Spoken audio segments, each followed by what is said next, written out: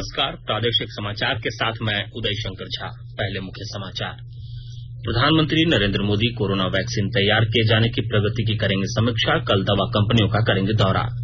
चारा घोटाले में सजायाफ्ता राजद प्रमुख लालू प्रसाद यादव की जमानत याचिका पर सुनवाई अब 11 दिसंबर तक टली। पेयजल स्वच्छता मंत्री मिथिलेश ठाकुर ने राज्य के किसानों की सुविधा के लिए केंद्र सरकार से पीएम कुसुम योजना का कार्य जुरेडा को देने का किया आग्रह। और एशिया के सबसे बड़े लौह अयस्क भंडार चिड़िया माइंस में काम कर रहे मजदूरों की अब नहीं होगी छटनी। सेल प्रबंधन ने दिलाया भरोसा। अब समाचार विस्तार से। कोविड-19 महामारी के खिलाफ देश एकजुट होकर लड़ रहा है।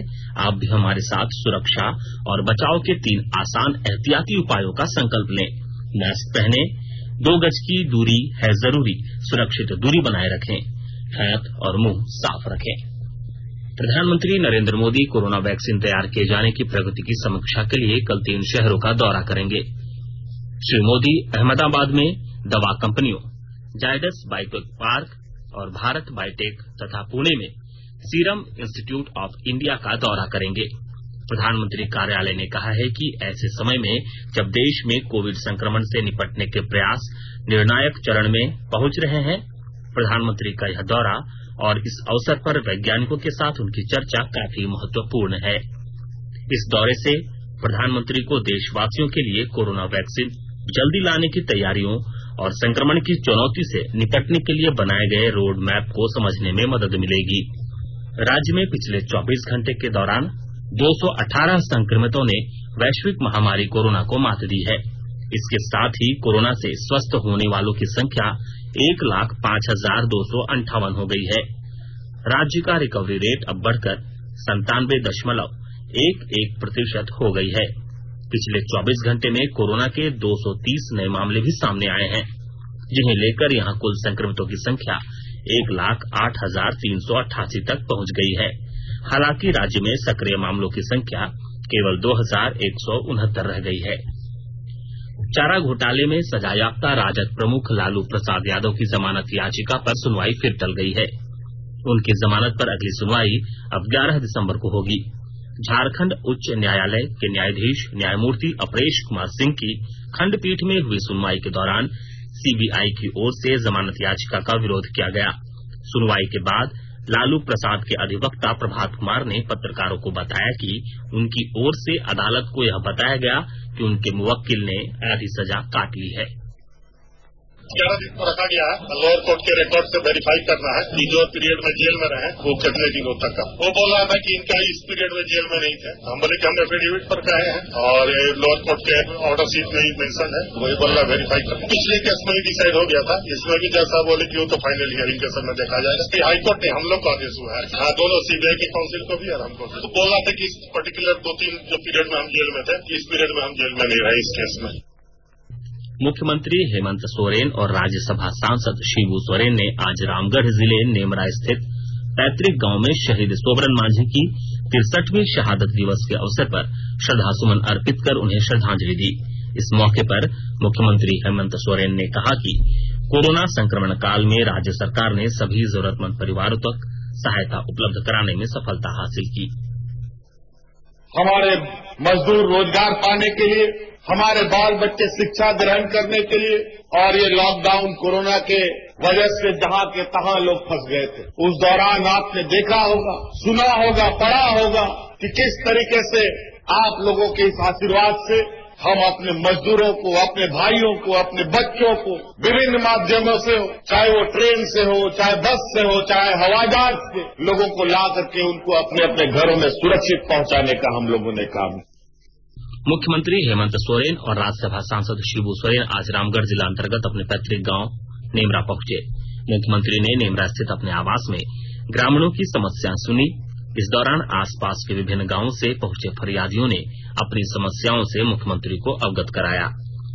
श्री सोरेन ने कहा कि राज्य सरकार गांव, गरीब, किसान, महिला और नौजवान के समग्र विकास के लिए प्रतिबद्धता के साथ कार्य कर रही है। मुख्यमंत्री ने फरियादियों को उनकी समस्याओं का जल्द निराकरण करने का भरोसा दिया। मौके पर मुख्यमंत्री ने तत्परता दिखाते हुए रामगढ़ के उपायुक्त संदीप सिंह को फरियादियों की समस्याओं के निपटारे के लिए दिशा निर्देश भी दिए। संयुक्त बिहार में मंत्री रहे और बोकारो के पूर्व विधायक अकलूराम महतो का निधन हो गया है। उन्होंने आज सवेरे बोकारो जनरल अस्पताल में अंतिम सांस ली। वे पिछले कुछ दिनों से बीमार चल रहे थे। मुख्यमंत्री हेमंत सोरेन ने श्री महतो के निधन पर दुख व्यक्त किया है।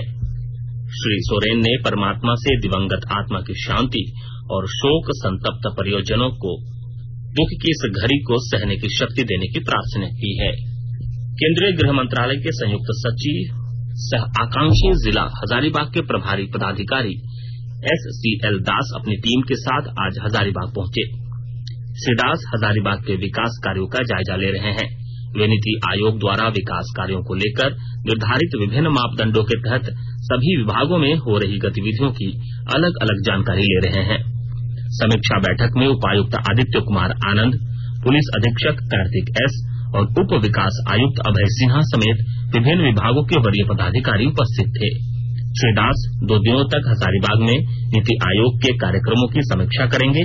कल क्षेत्र भ्रमण करने के बाद वे पुनः रांची होते हुए दिल्ली रवाना हो जाएंगे।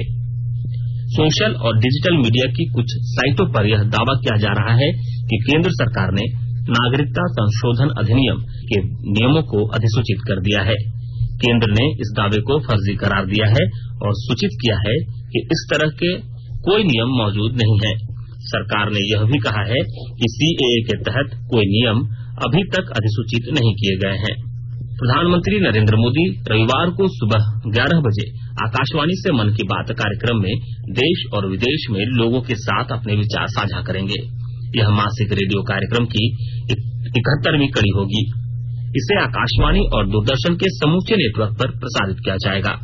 इसे आकाशवाणी, DD न्यूज, प्रधानमंत्री कार्यालय और सूचना तथा प्रसारण मंत्रालय के YouTube चैनल पर भी लाइव स्ट्रीम किया जाएगा। आकाशवाणी में कार्यक्रम के प्रसारण के तत्काल बाद क्षेत्रीय भाषाओं में भी इसे प्रसारित किया जाएगा।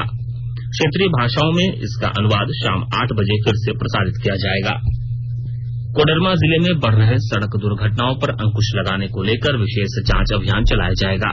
इसके तहत यातायात नियमों की अनदेखी करने वाले वाहन चालकों के खिलाफ भारी भरकम जुर्माने के अलावा आपराधिक मामले भी दर्ज किए जाएंगे। विस्तृत ब्यौरा दे रहे हैं हमारे संवाददाता। कोडरमा जिले में बढ़ रहे सड़क दुर्घटनाओं को रोकने के लिए जिला प्रशासन की ओर से विशेष अभियान चलाया जाएगा।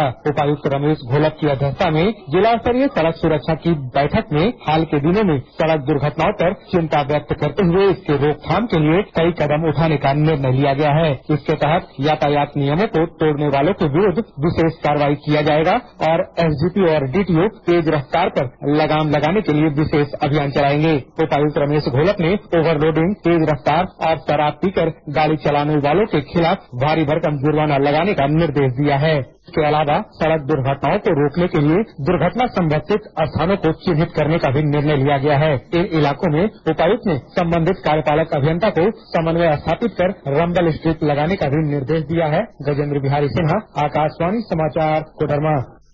आकाशवाणी की ताजा तरीन समाचारों के लिए आप हमारी वेबसाइट newsonair.com पर लॉग इन कर सकते हैं। ताजा समाचार Twitter handle @AIR news alerts और Facebook page all India radio news पर भी उपलब्ध है। आप प्रादेशिक समाचार एकांश के Twitter handle @AIR news _Ranchi और Facebook page AIR news Ranchi के अलावा YouTube channel regional news unit Ranchi पर भी हमारे बुलेटिन सुन सकते हैं। प्रादेशिक समाचार आप आकाशवाणी रांची से सुन रहे हैं और अब पेश है कोरोना से बचाव के कुछ संदेश। कोविड-19 से बचाव और सुरक्षित रहने के 3 उपाय। मास्क लगाएं, 2 गज दूरी है जरूरी, सुरक्षित दूरी रखें, हाथ और मुंह साफ रखें।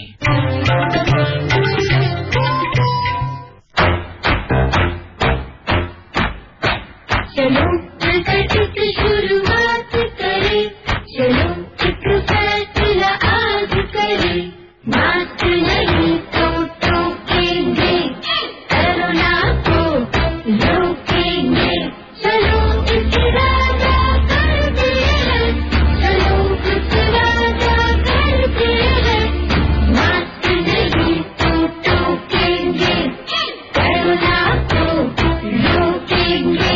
भारत सरकार द्वारा जनहित में जारी।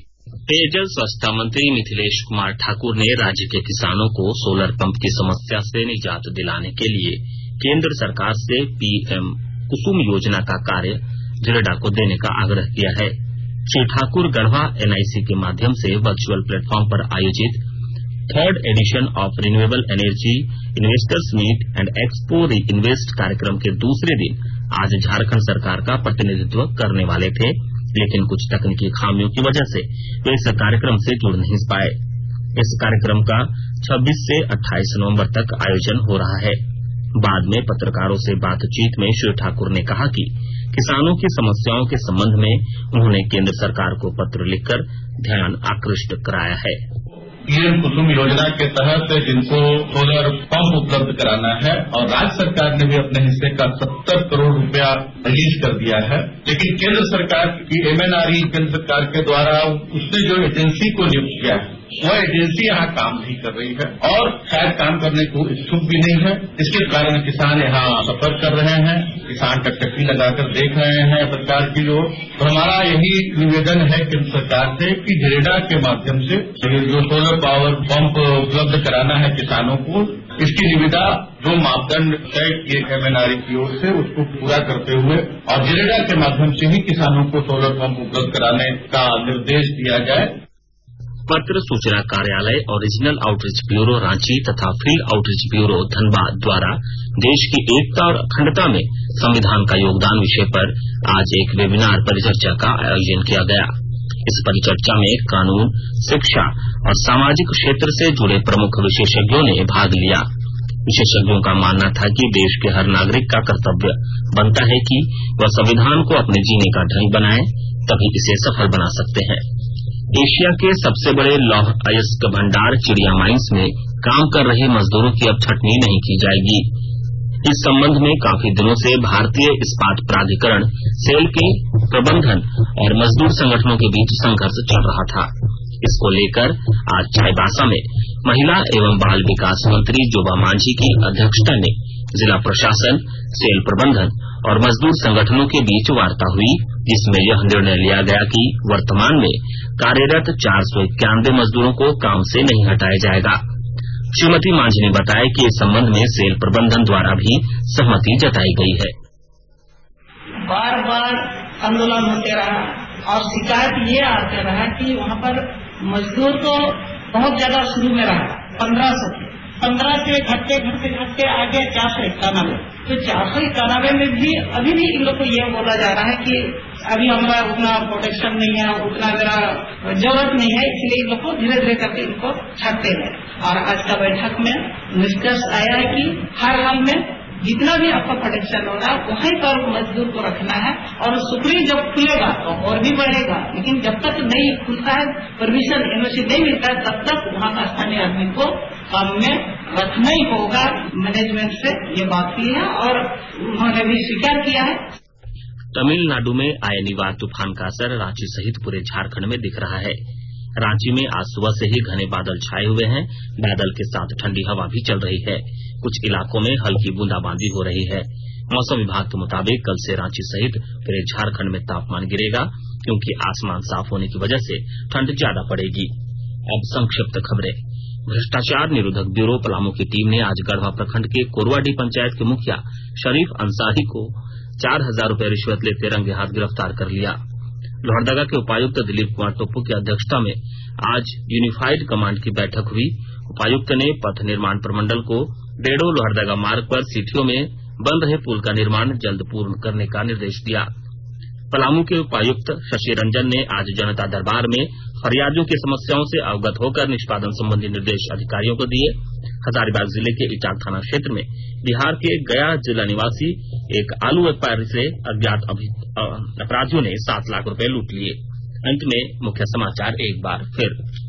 प्रधानमंत्री नरेंद्र मोदी कोरोना वैक्सीन तैयार किए जाने की प्रगति की करेंगे समीक्षा। कल दवा कंपनियों का करेंगे दौरा। चारा घोटाले में सजायाफ्ता राजद प्रमुख लालू प्रसाद यादव की जमानत याचिका पर सुनवाई अब 11 दिसंबर तक टली। पेयजल स्वच्छता मंत्री मिथिलेश ठाकुर ने राज्य के किसानों की सुविधा के लिए केंद्र सरकार से पीएम कुसुम योजना का कार्य जिरेडा को देने का किया आग्रह। और एशिया के सबसे बड़े लौह अयस्क भंडार चिड़िया माइंस में काम कर रहे मजदूरों की अब नहीं होगी छटनी, सेल प्रबंधन ने दिलाया भरोसा। इसके साथ ही आकाशवाणी रांची से प्रादेशिक समाचार का यह बुलेटिन समाप्त हुआ। नमस्कार। घर में रहिए, सुरक्षित रहिए और सुनते रहिए आकाशवाणी।